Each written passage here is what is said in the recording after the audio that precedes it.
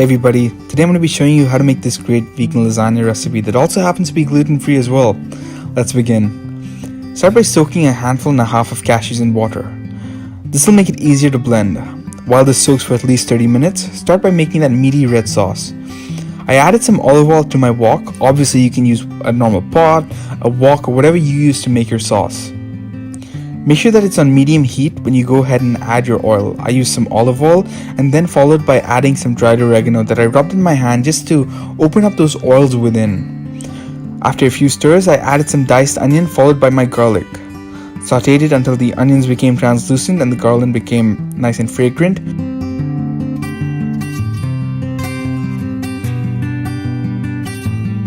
Feel free to add some more olive oil if you feel it's too dry. Next, I added diced carrots for some sweetness, as well as some diced up portobello mushrooms.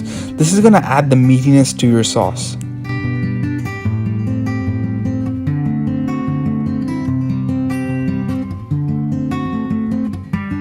Once they browned, I added a cup of red wine and cooked it down. This is where you want to add your tomato sauce, followed by some chili flakes if you like a little bit of heat.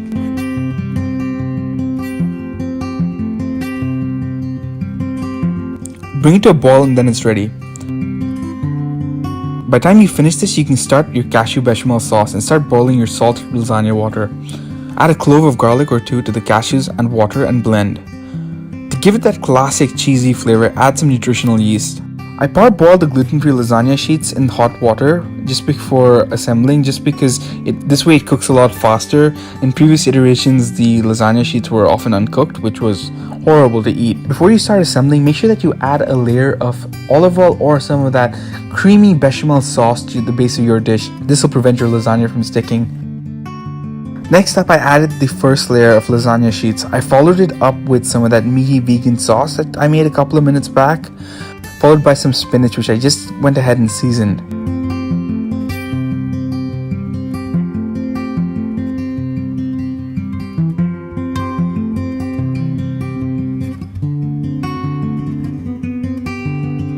After this, I went ahead and added some more sheets, followed by some cashew sauce.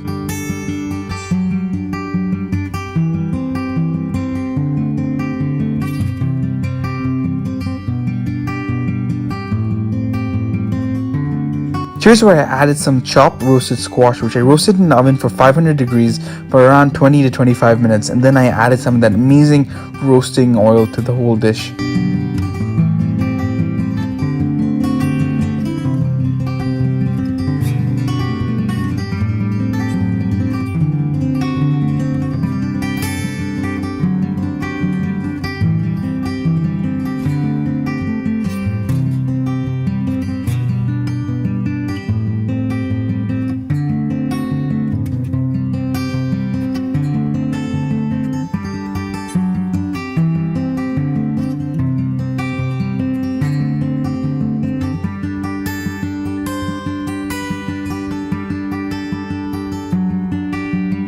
I continued layering the lasagna before I topped it with the remaining cashew sauce. After I was done assembling the lasagna, I covered it with aluminium foil and then baked it for 15 minutes at 375 degrees.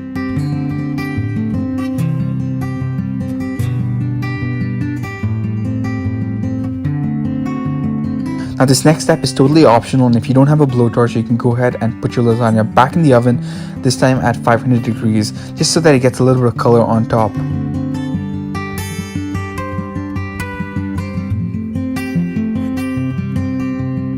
I, on the other hand, wanted to use my blowtorch, so I went ahead and blowtorched the top.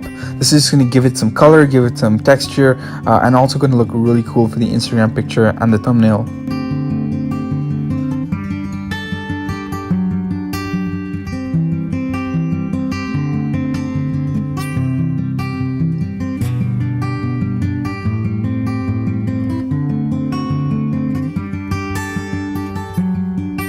Before I begin, I must say that this video is heavily inspired by Byron Talbot's vegan lasagna. He's one of my biggest inspirations on YouTube, one of my favorite YouTubers. I really love seeing his recipe and I was obsessed with it, so much so that I had to make it myself. But when I made it myself, I thought I really wanted to do something different, and I wanted to incorporate tomato sauce just because that's what I love. And often when you get a vegetarian lasagna or vegan lasagna, you don't get that meatiness, but I saw with mushrooms you can sort of replicate it, and I was able to come up with this really cool sauce.